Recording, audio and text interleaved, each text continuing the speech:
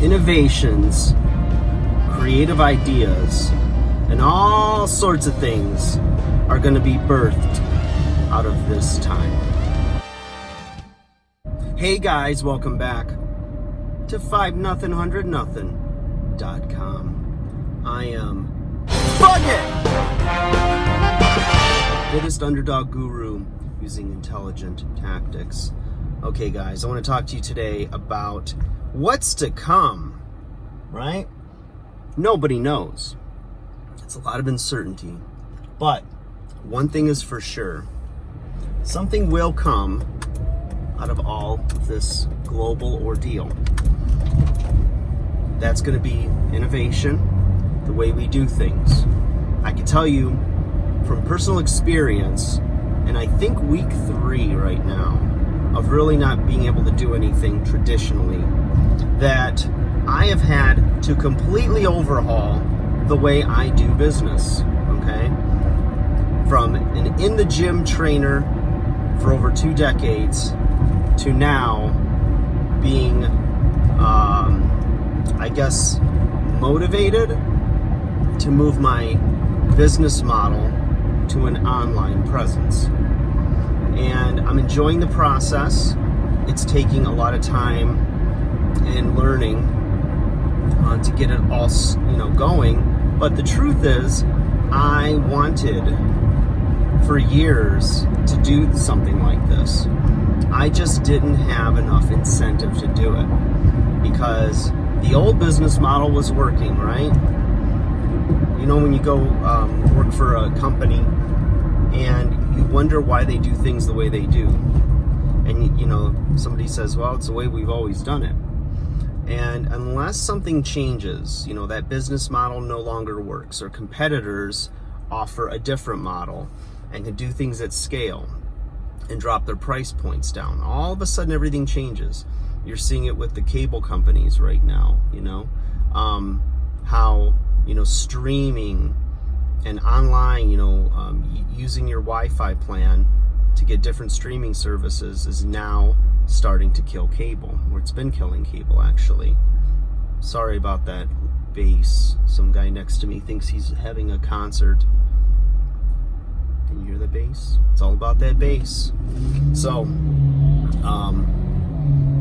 the thing is that, there's going to be a lot of changes to the way we do business, to our way of life, and I'm sure a lot of them are immeasurable right now because we're still in, I want to say, birthing pains of that. We're still reeling from, the consequences of not being prepared for those next steps, which nobody could fully be prepared, I imagine. But, here we are. And since you have so much downtime, assuming you're not going crazy, trying to help your kids with homeschooling, or, you don't already primarily work from home, but for those of you that were forced into unemployment, you've got time on your hands now. And it shouldn't all be on TikTok or, on social media, unless you're actually doing work, which in some ways, I guess you are doing work because you're touching base with the culture. But if you're on there and it's just purely for entertainment value, you need to look at it as well as an analyst and start looking at trends, start looking at where people's attention is. Starting to sound like Gary Vaynerchuk, but he's absolutely right. In fact, he was the guy that for a long time was talking about TikTok, and it was like an 8 to 12-year-old demographic that was on that platform, and now everyone and their mother's on it. A-Rod and Jennifer Lopez are posting on there.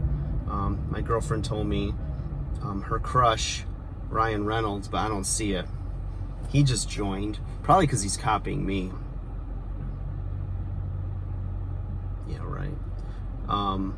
But, it's like by the time the masses flood into something, it's kind of over. There's going to be something that comes up. and takes that platform's place as the go-to place. And it's almost like an underground swell. And when you can get in at the ground level, that's where, you know, it's going to make a difference and have the most significant impact on your business. So let's say you have, well, a good example of that would be Facebook, right? Facebook, all the kids were on it. Then all the parents went on it and all the kids left. Then they went to Instagram. I think Snapchat was next, which I still, to this day, I have an account. I do not know how to use it, and I do not understand the appeal of it. So if I joined Snapchat now, it would be funny because it's already probably past the tipping point. And I jumped on TikTok, and everyone jumped on me, and we're like, what are you doing on there? And it's for little kids and this and that. It ain't for little kids no more, is it? So Gary V, you do a great service to the world. Love your content.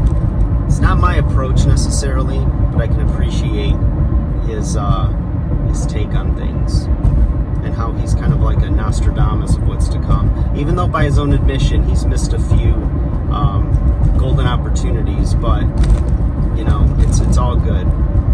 Guys like him, you know, keep your eye on them. Have your information filters, you know, pay attention to what's going on in the culture. And you know, you can't follow it all, but try to follow those that seem to have their finger on the pulse of what's going on and seem to always be just a little bit ahead. Like Wayne Gretzky, right? He said he wasn't the best hockey player, he was just the best at anticipating where the puck was going to go. So there you go. I might have butchered that one. He might have said I wasn't the fastest. Whatever it was, you get the point. So, you know, count your blessings, have some gratitude. You know, don't think about what you don't have, think about what you do have. You know, this is a very unique time in all of our lifetimes. There's a lot of upheaval and things changing, and you could be on the forefront of that change and really impact your life and your children's lives for years to come by the decisions you're making now. Like, share, subscribe. Talk to you again soon.